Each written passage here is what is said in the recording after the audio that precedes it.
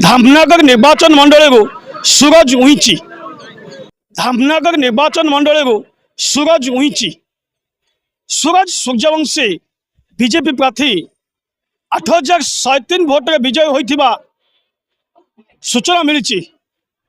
तबे 2022 रे उपनिर्वाचन राजनीतिक बीज बुणी थे सूरज।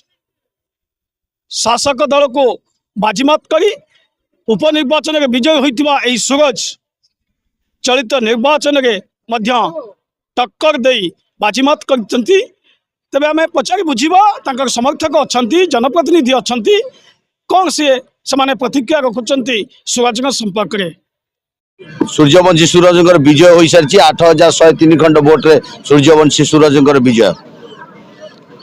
ये उड़ीसार जो सूर्य उदय होती धामनगर जो धामनगर मॉडल जो कथा प्रचार होता गत उपनिर्वाचन पर धामनगर मॉडल सारा उड़ीसा रे निश्चित परिवर्तन स्वर साकार होती परिवर्तन होती। उड़ीसा रे सरकार भारतीय जनता पार्टी करिवो।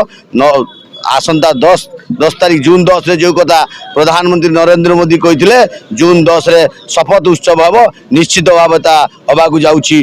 4 जून बीजेडी सुन जो कथा कहते यशस्वी प्रधानमंत्री नरेंद्र मोदी ता प्रतिपादित होती।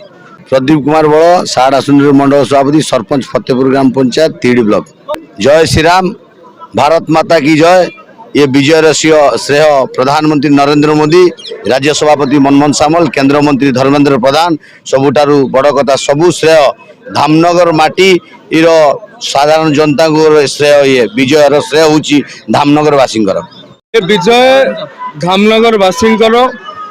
प्रभु जगन्नाथ ओडिशा को सहायचंती। जगन्नाथ प्रति अपमान ओडिशावासी सह्य करिनाहंती। ए विजय प्रभु जगन्नाथंकर विजय, ओडिया अस्मितार विजय, ओडिया स्वाभिमान विजय। ओडिया लोक सरल अटंती किंतु ओडिया स्वाभिमान उपर आँच आसिले केते जे क्रियाशील होई पारंती ए विजय ताहाकु प्रमाणित करुछि। ओडिशा रे महाप्रभु जगन्नाथंकर दयारु आमे सरकार करबा को जाउछु एवं नरेंद्र मोदींकर जो ग्यारंटी अछि एतर सीधा सड़क लोकन पाखरे पहुंचबो एथिरे कोनसे संदेह नै।